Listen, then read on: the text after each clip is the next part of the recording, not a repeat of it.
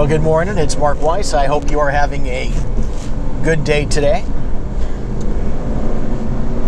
I want to talk to you today about an underlying issue. An issue that prevents many medical group leaders from taking action.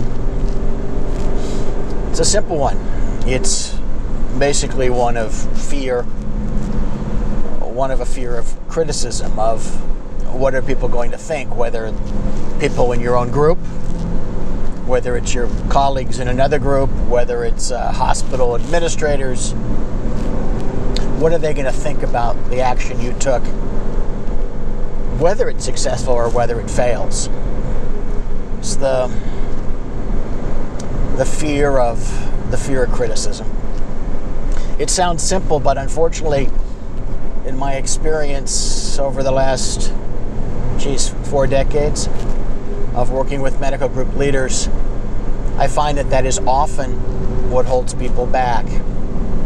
The fear, in essence, of what, I guess, in the line in the musical Evita, that it doesn't matter what the morons say, or something very similar to that.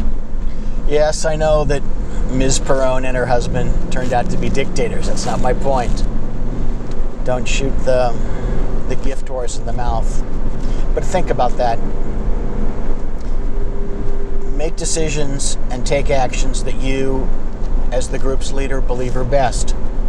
Don't worry about criticism, even if you make the world's best decision.